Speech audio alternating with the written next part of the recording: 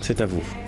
Merci beaucoup, Chérif Diop, que nous appelons effectivement Chifo. Voilà, oui. Merci. Nous recevons Doudou Wade. Il est ancien député, également membre du comité directeur du Parti démocratique sénégalais. Merci beaucoup, M. Wade, d'être là. C'est moi qui vous remercie, Aram, Pape Djibril et Chérifo, comme on dit. Et bonjour aux téléspectateurs de TFM. Oui. Alors, aujourd'hui, l'Assemblée nationale a ouvert sa session ordinaire. Le bureau a été renouvelé comme cela se fait toujours. Il n'y a pas grand changement. La vice-présidence a échappé quand même à Moustapha Cissé Lo. Il y a eu beaucoup d'eau qui a coulé sous les ponts. On sait pourquoi on l'a évincé de la vice-présidence, qui est revenu à Abdou Mbow. D'abord, est-ce que vous avez suivi le déroulement de la session ordinaire et quel est votre regard d'abord sur ce qui s'est passé aujourd'hui? Écoutez, j'ai suivi de très loin la session ordinaire parce que l'ouverture de la session n'est plus télévisée par les organes. Je ne sais pas, est-ce que c'est un désintérêt? Je ne sais pas, mais j'ai vu qu'il y a eu moins d'influence de la presse au niveau de la session ordinaire. Sur le plan politique, le remplacement de Moustapha Cissé Lo au poste de premier président était indiqué par la trajectoire. Et je pense que l'arrivée de Abdou Mbow à cette station de premier vice-président de l'Assemblée nationale, qui est une station politique et qui a des responsabilités extrêmement importantes, parce qu'il ne faut pas oublier que dans les dispositions de la Constitution, il se pose des problèmes du remplacement du président de la République en cas d'empêchement par le président de l'Assemblée nationale et dans l'ordre des vice-présidents. Cela veut dire que c'est une responsabilité extrêmement importante qui est confiée à Abdou Mbow. Je pense que son passé politique, autant le passé politique de Moustapha Cissé Lo le mettait à cet endroit, autant aussi pour lui, je pense que du point de vue interne à notre parti, je pense que ça pourrait se comprendre. Mais selon les textes, Moustapha Cissé Lo reste député. S'il ne démissionne pas, il reste. Non, il est encore député. Il est encore député. Si à l'Assemblée, quelqu'un doit sortir aujourd'hui parce qu'il pourrait ne pas être député, ce n'est pas Moustapha Cissé Lo. Moustapha Cissé Lo est encore député et on verra après la suite. Oui. Alors, au-delà de l'exercice qu'il y a eu ce matin à l'Assemblée nationale, quel est le regard que vous jetez un peu dans cette institution-là, surtout durant la pandémie? Sa posture de la loi d'habilitation jusqu'à maintenant? Écoutez, ce n'est pas seulement au niveau de la pandémie, parce que la situation de la pandémie est une situation exceptionnelle. Vous aimez maquiller les gens, les faire un peu plus beaux pour bien apparaître.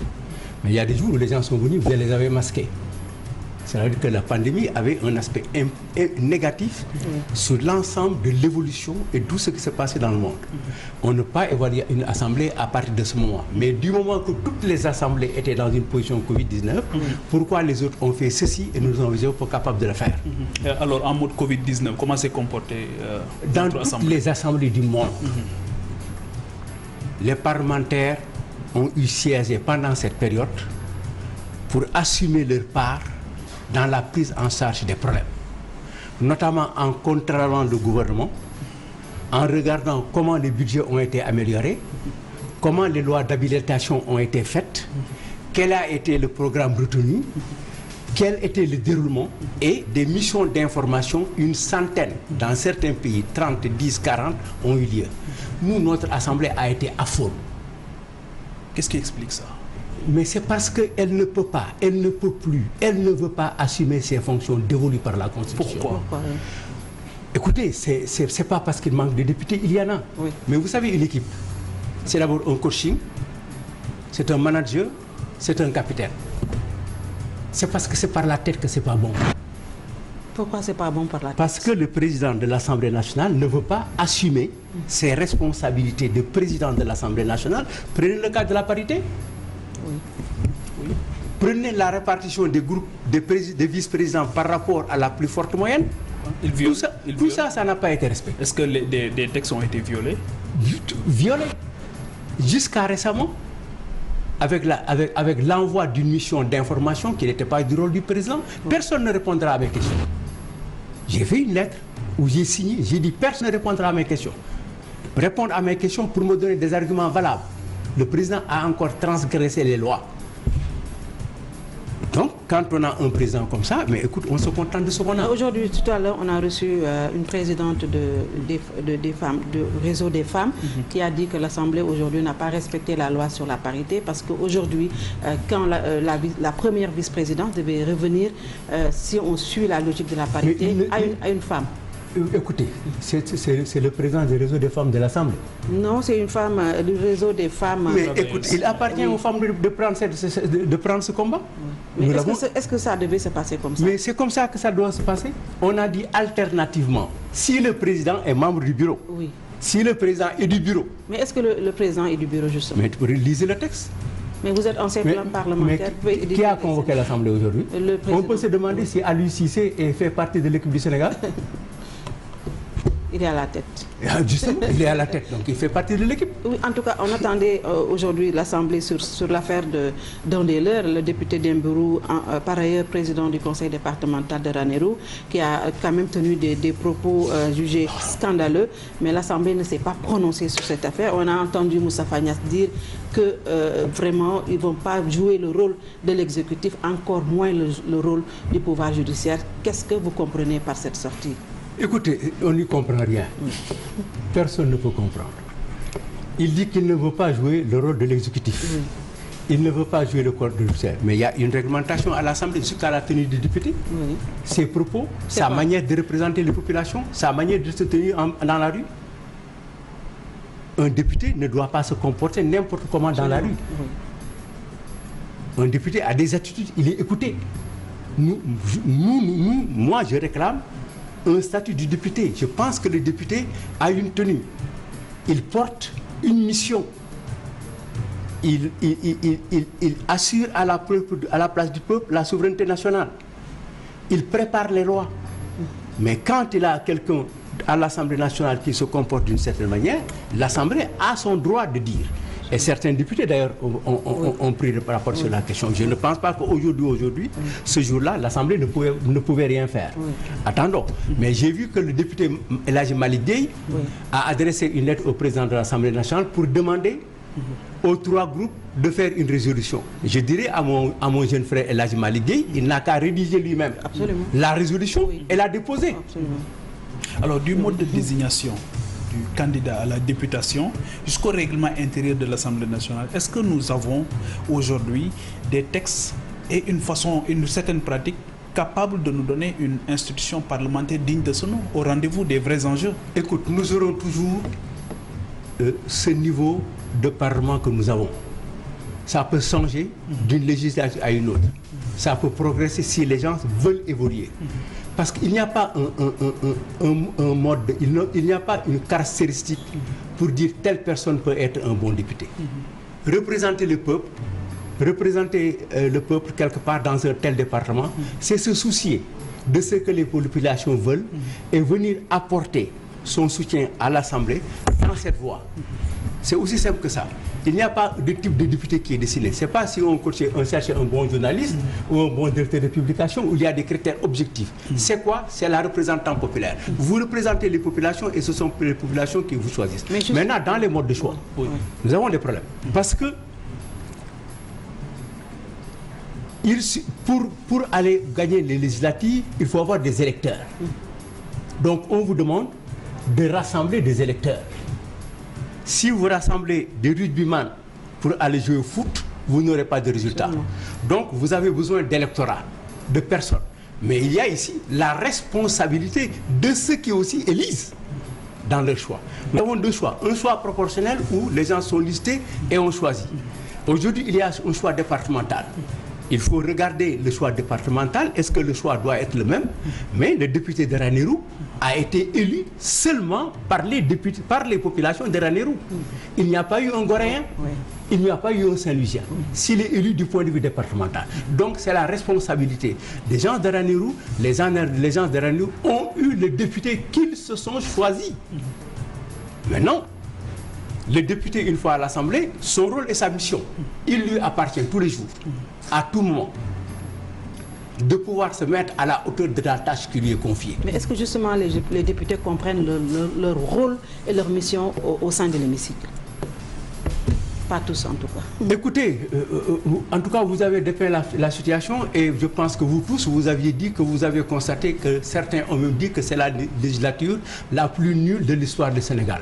Ça ne devait pas arriver. Oui. Parce que nous avons à sa tête... C'est votre impression? Oui, ça ne devait pas... Oui, je l'ai dit depuis très longtemps. Ça ne devait pas arriver. Quand vous avez 3 missions, sur les 2, vous avez 0.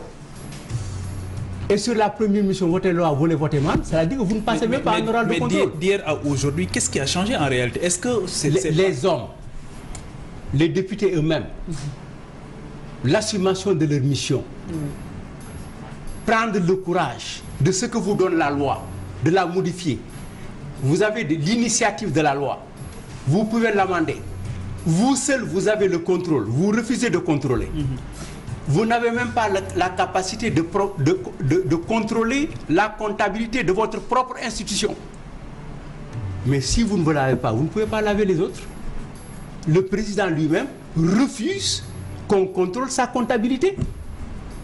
Les députés, on leur refuse jusqu'à présent le fait de se pencher sur leur propre budget. Ça ne dépend plus de personne, ça dépend. Si le président le veut, il prend la route. Il y a des députés dans ce parti-là, dans ce Benno Bokk Yakaar, dans cette assemblée, qui en veulent pour leur mission. Mais est-ce que ce n'est pas aussi l'orientation du président de la République?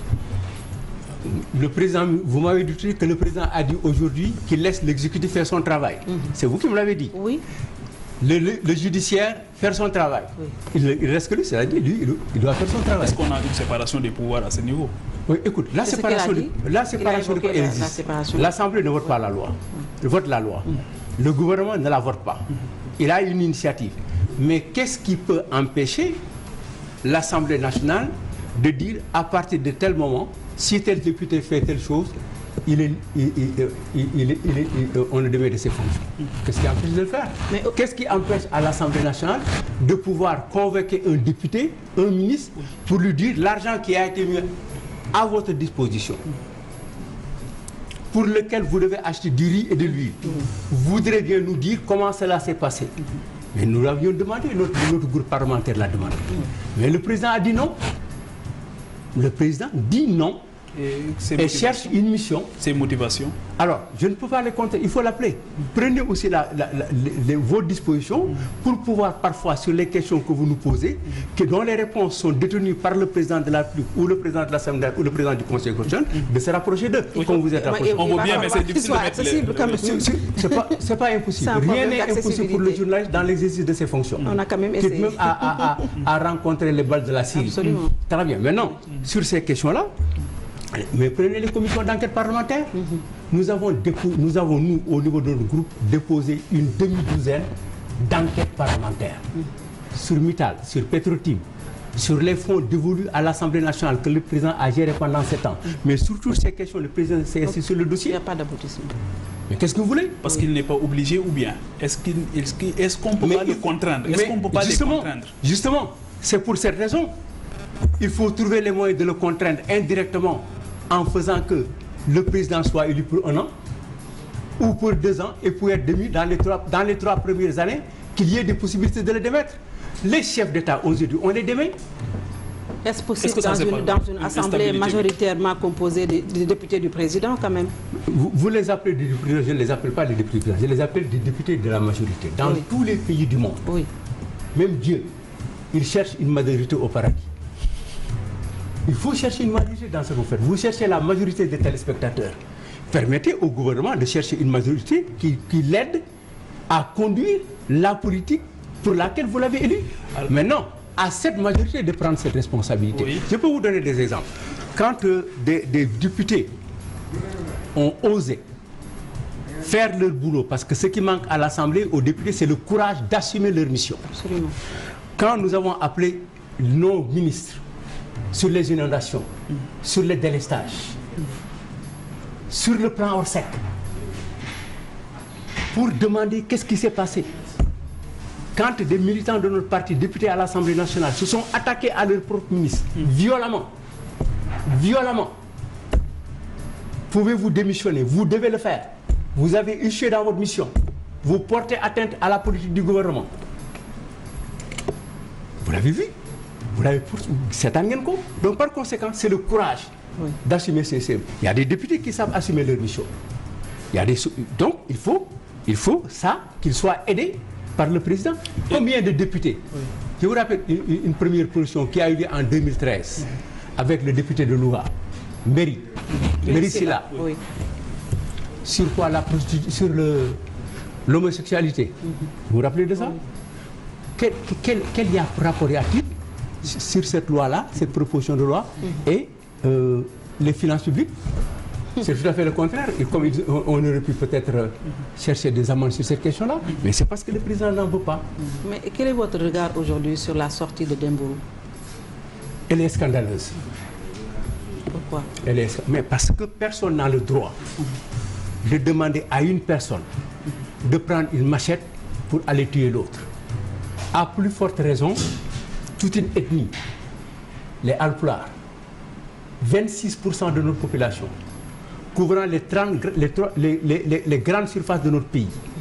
Heureusement qu'au sein de cette communauté-là, il y a des hommes d'une sagesse extraordinaire qui très tôt, parce que cette affaire-là ne dure pas, il n'y a pas 2 jours, ça fait plus de 10 jours. Oui. Alors, se sont décalés de cette situation. Des paysans, des éleveurs, des enseignants, des immigrés se sont élevés contre cette déclaration. Il a fallu tout ce boucan pour que, quand même, enfin, une partie... Est-ce que le communiqué de l'Alliance pour la République suffit aujourd'hui par rapport à ce genre de comportement? Oui, l'essentiel, c'est qu'un communiqué a été fait. Je pense que c'est important. C'est très compliqué cette affaire. Il y a un parti qui traverse des difficultés. Ce parti ne peut plus être défendu comme maintenant. Les gens ne croient plus. Les militants? Tout l'encadrement, ils ne croient plus. C'est-à-dire? Ils ne croient plus au parti. Ils ne croient plus au président de la République. Ils entrevoient le naufrage. Ils n'y croient plus. C'est pourquoi, d'ailleurs, vous le sentez quand vous invitez les gens. Ils vous refusent vos émissions. Donc la guerre de succession est... Non, je ne parle pas de guerre. C'est la situation qui ne permet pas. Il est extrêmement difficile de défendre un tel dossier. Il faut avoir le courage. Et il faut saluer votre émission. Vous savez quelle difficulté vous avez mis Seydou Gueye hier pour expliquer cette situation-là? Vous l'avez vécu parce qu'il n'était pas à l'aise. Il arrive que vous soyez dans une émission et vous ne soyez pas à l'aise. Peut-être que moi je suis à l'aise de cette émission-là, mais Dembourou a fauté. Maintenant, que peut l'Assemblée nationale? Je pense qu'il est bon qu'on puisse faire comprendre aux gens qu'ils n'ont pas ce droit. Mais quand aussi un président de la République se permet d'appeler les gendarmes pour faire dégager un député manu militaire alors qu'il n'en a pas le droit, vous pouvez vous attendre. Mais ce que les gens ne comprennent pas, Doudou Wade, est que quand on a accusé un député en la personne de Moustapha Cissé Lo pour des violences verbales, l'Assemblée quand même s'est précipitée pour le renvoyer du groupe parlementaire. Également, son parti s'est précipité pour le renvoyer de son parti. Mais pour un député qui plaide pour un 3e mandat et qui appelle à prendre des machettes quand même, c'est encore plus grave. Mais il a tort. Ce député a tort selon le parti. Oui. Parce que ce député sait qu'il est préférable. On leur a demandé de faire tout pour faire avancer le projet du 3e mandat et non de le freiner. Par conséquent, il est dans il y a un projet de 3e mandat? Mais vous le savez, c'est pas la peine de me le poser de cette manière-là. Vous le savez juste ça. Vous voulez que je vous apporte encore un plus souci. Mais vous avez raison parce que le président dit ni oui ni non. Oui. Vous avez essayé avec toute l'intelligence des journalistes à dire enfin j'ai une question fermée. Oui. Mais la question n'était pas fermée. Égalée. Absolument.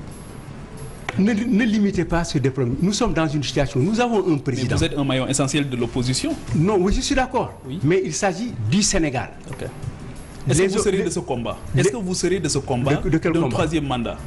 Mais le 3e mandat, j'ai dit encore une fois, il n'y a qu'une seule solution. Le président a dit lui-même, il nous a instruit pédagogiquement de certains aspects du combat qu'il faut mener. Lui-même, il nous dit, si le président veut faire un mandat, il faut aller le déloger au palais. Le président revient nous dire que les mandats du président sont 2. 7 après 5. Pour Abdoulaye Wade et pour lui. Pour Abdoulaye. Et pour lui aussi, 7 et 5. ñaari rakk la juróom-ñaar ñaari rakk la juróom-ñaari kabar ak juróom. S'il ne finit pas la prière, nous allons finir la prière. Je dis ok, aujourd'hui maintenant nous ne finirons la prière, mais nous allons le défaire. Le président Abdoulaye Wade avait dit aussi qu'il avait verrouillé la Constitution à 2 mandats. Et cela ne l'a pas empêché. Et si à l'arrivée, le Conseil constitutionnel nous dit... Il n'y a aucune constitution qui peut être verrouillée, comme on le dit, comment il s'appelle, disposition d'éternité. Il n'y en a pas. Il n'y en a pas. Les constitutions, on les changera tant qu'on voudra, si le peuple reste souverain. C'est-à-dire, vous pouvez prendre des dispositions, mais les dispositions, vous pouvez les prendre clairement. Si on avait dit, lors de la révision constitutionnelle, le mandat est de 5 ans, le mandat du président actuel, en cours, qui a commencé en 2012, en fait partie, on n'en serait pas là. Absolument. Mais il y a toujours une manière assez subtile, pour vous les littéraires, de pouvoir écrire une phrase pour s'en sortir demain. Ça, c'est le fort des constitutionnalistes, des juristes constitutionnalistes et des philosophes. Alors, en 2012... Alors ces gens-là, ils peuvent toujours trouver sur un chat d'aiguille, faire passer un éléphant. En 2012, vous nous demandiez, la majorité qui était là, d'écouter le Conseil constitutionnel. Est-ce qu'en 2024, vous aussi, vous n'aurez qu'un seul interlocuteur, c'est le Conseil constitutionnel? Oui, mais le Conseil constitutionnel a des prérogatives qui sont... Le président pourrait peut-être lui dire tout de suite, je vous demande votre avis. Est-ce que vous pouvez me dire si oui ou cela? Et le Conseil constitutionnel va répondre. Et le Conseil constitutionnel et le président, je pense que les relations du Conseil constitutionnel et du président, et notamment de son président, sont exceptionnelles cette fois-ci. Et je m'en suis aperçu lors de la prestation de serment. Qu'est-ce qui s'est passé? Vous le savez, c'est vous qui me l'avez indiqué et qui me l'avez montré. Qu'est-ce qui s'est passé? À la sortie, le président a dit comme ça au président du Conseil constitutionnel. Il est venu, il a fait rentrer dans son véhicule et ils sont partis au palais. Qu'est-ce qu'ils se sont dit? Je ne sais pas. Qu'est-ce qu'ils se sont offerts? Où est le crime? Je ne sais. Parce que c'est pas normal. Ça fait mal aux yeux. C'est-à-dire de venir au tribunal en tant qu'accusé et de venir avec le président du juge dans le même véhicule. C'est immoral. Et d'en sortir avec. Non. La justice, c'est une balance. C'est un équilibre. Plus elle est au milieu, plus elle est départie des contingences, mieux c'est pour nous. Serigne Cheikh Tidiane Al Maktoum disait dëkk bu amul justice yàlla na ma yàlla musal ci dëkk bu amul justice. En 2024, alors aujourd'hui, l'autre question qui avait secoué l'actualité ces derniers temps, c'était le statut de l'opposition et son chef. Alors, il y a des personnes qui ont dit que l'opposition majoritaire à l'Assemblée nationale devait de facto représenter l'opposition, être le chef de file de l'opposition. Aujourd'hui, c'est quoi votre point de vue? Cette question, madame, ne s'est pas posée en 2000, 2001, 2002, 2003, 2004, 2010. Précédemment à la Constitution, dans le projet, vous avez couvert Ousmane Tanor Dieng qui sortait de chez le président Abdoulaye Wade et qui disait le président a envie de constitutionnaliser l'opposition. Si cela se fait, je serai le chef de l'opposition parce que j'ai plus de députés à l'Assemblée nationale. Avant. Ante, il se le déclare. On part aux élections après le référendum.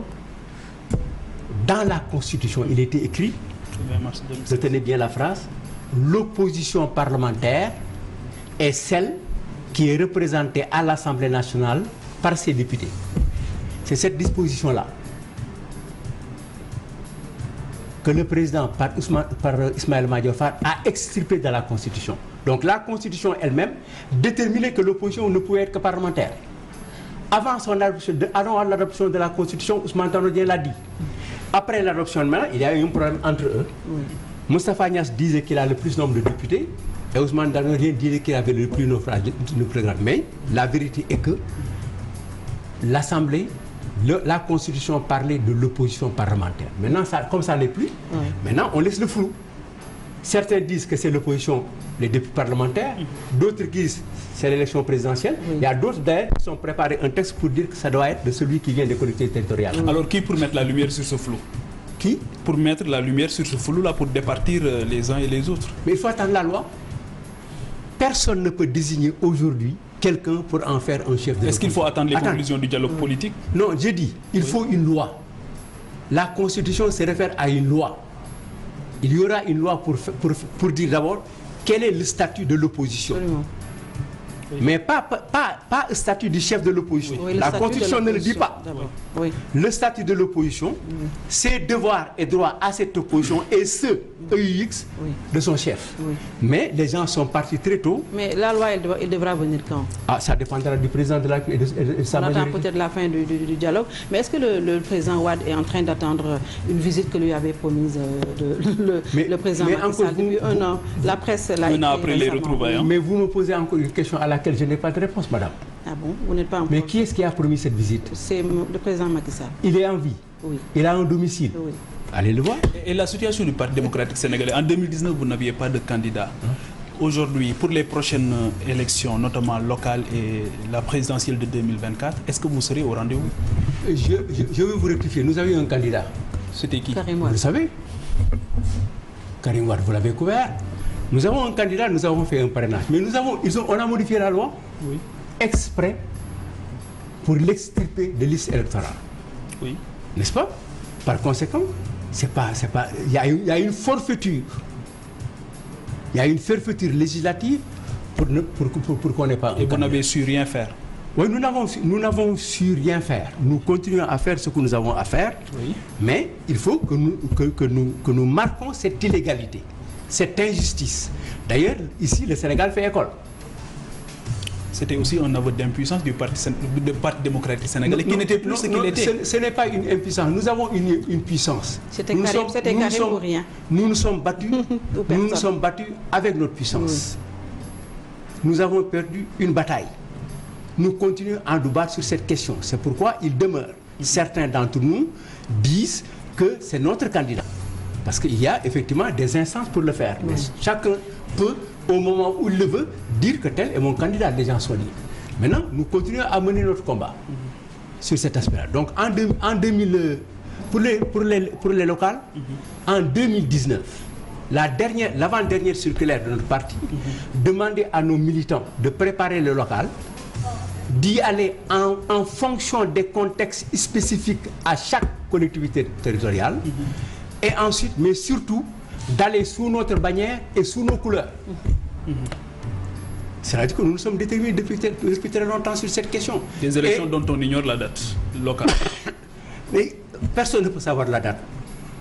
Le non-respect du calendrier républicain. Ce n'est pas seulement un non-respect de la calendrier, c'est d'abord rendre les choses impossibles.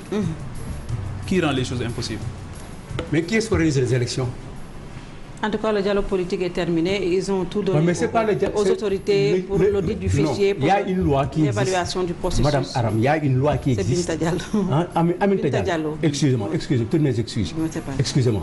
Donc, Aminata, il y a une loi qui dit que à telle date, il faut fixer les élections. Absolument. OK? Oui. Le ministère de l'Intérieur, par celui qui est chargé de gérer ces élections, je l'ai rencontré dans une organisation. Oui. Je parle sous le couvert de Mouniaï Sissé, du GRADEC et autres. Je lui dis, mais qu'est-ce que vous attendez pour démarrer le processus électoral? Il ne répond pas à la question. À la suite, il me dit, président, c'est-à-dire personne n'en parle. C'est parce qu'on ne veut pas que les élections se passent. Parce qu'il faut savoir la date des élections. On avait dit au plus tard le 21 mars. Mais ça ne peut pas avoir au 21 mars. C'est terminé. Oui. Alors le sujet, c'est quoi maintenant? 21 mars, c'est pas possible. Maintenant, regardons si on ne peut pas le faire le 24 décembre. D'autres diront, c'est à proximité. Nous serons juste à la sortie du Mouloud. Ce sera Noël. Par conséquent, faisons un jumelage avec les législatives. Ça, c'est la première bataille que Macky Sall doit gagner. C'est à son avantage? Oui. Je dis, écoute, toute bataille que tu gagnes, c'est à ton avantage. Absolument. C'est à son avantage de jumeler? C'est ce qu'il pense. Il est en train de dérouler son agenda. C'est ce qu'il pense. C'est-à-dire que reporter les élections. Et même après, il est possible qu'on puisse nous demander d'aller jusqu'en 2007. Mais finalement, où est l'opposition? Attends, doucement. Pour le moment, je vais répondre où est l'opposition. Donc c'est possible. C'est-à-dire pour aller rejoindre, comment il s'appelle, la présidentielle. Mais même sur la présidentielle, un membre éminent du Benno Bokk Yakaar, Moustapha Diagne, que vous connaissez, professeur de son État, a dit, est-ce qu'on ne pourrait pas de cette législature la prolonger encore pour 2 ans, qu'elle soit 7 ans? La pandémie. Oui, c'est-à-dire que les gens pensent qu'ils veulent toujours ne rien faire et essayer de reculer les difficultés. Très bien. Si vous reculez les difficultés sans y apporter un sens ou un autre, vous ne faites que les aggraver. Oui. Maintenant, où est l'opposition? L'opposition est là. On va terminer. L'opposition est à l'Assemblée. Oui. Ce qu'il faut demander, c'est où vous êtes, vous. Citoyens. Oui. Les citoyens sont là. Ils attendent une direction. Très bien, merci beaucoup. La direction de qui? Des leaders politiques. Ah, très bien, merci. Donc, c'est entendu. Très bien. Je voudrais dire à mes amis politiques que les citoyens veulent avoir une... Et vous avez raison. Vous savez, quelle que soit la prise en charge des questions par la société civile et par des personnes que vous appelez les lanceurs d'alerte. Les lanceurs d'alerte et tout, nécessairement, il y a avoir une direction politique. Très bien.